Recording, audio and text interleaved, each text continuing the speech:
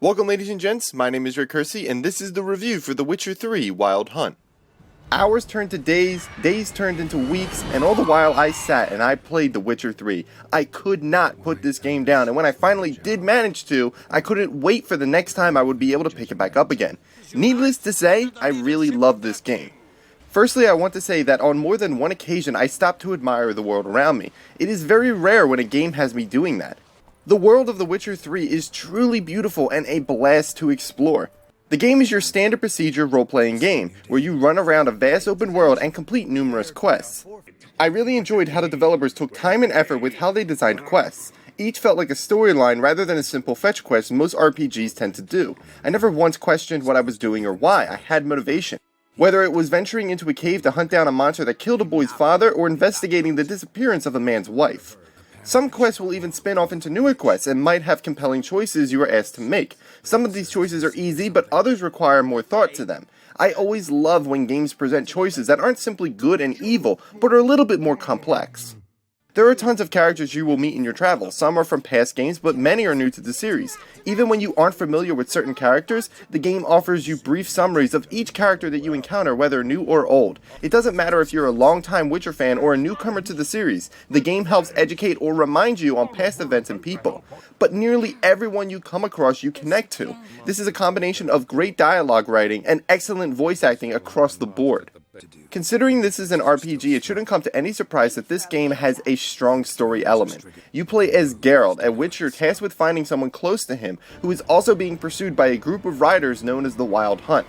The game does a fantastic job with its story. It felt engaging, and despite the many very interesting side quests I wanted to complete, the story quest did a great job of making me want to keep pushing forward and discover more new developments with the story. And there was a lot of ground to cover in this lengthy storyline.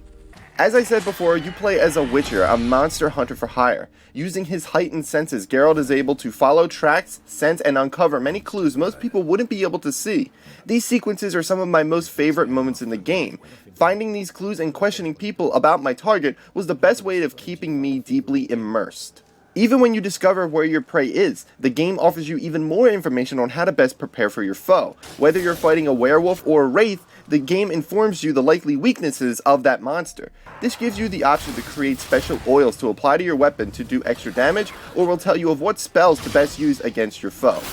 The combat is a little challenging to grasp at first, but once you get a feel for it, it becomes almost second nature. You have two basic attacks, fast and strong. You can also dodge, roll, and also parry. Timing your parry correctly will allow you to counter your opponent's strikes.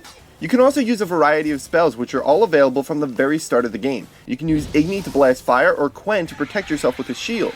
There is also a spell for mind control to use against your enemies in combat, or to sometimes use as a dialogue option in conversations. These are a few of the 5 signs you can use. You also have a crossbow for ranged attacks that can be useful to ground flying enemies, defeat enemies underwater, or to drive off foes attempting to attack your boat.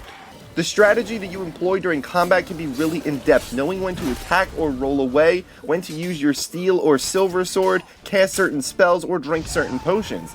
The leveling system is also very detailed. As you level up, you will gain an ability point to spend. You can use it to better your combat skills, signs, alchemy skills, or general skills. There are a total of 70 abilities that you can purchase, but you can only use 12 at a time. Also, as you defeat creatures, you will gain what are called mutagens that can give you added bonuses. These bonuses can increase by matching certain mutagens with certain abilities. For example, a green mutagen will increase your total health by 50. By adding more green abilities to that mutagen, the bonus will increase to 100 and cap out at 200.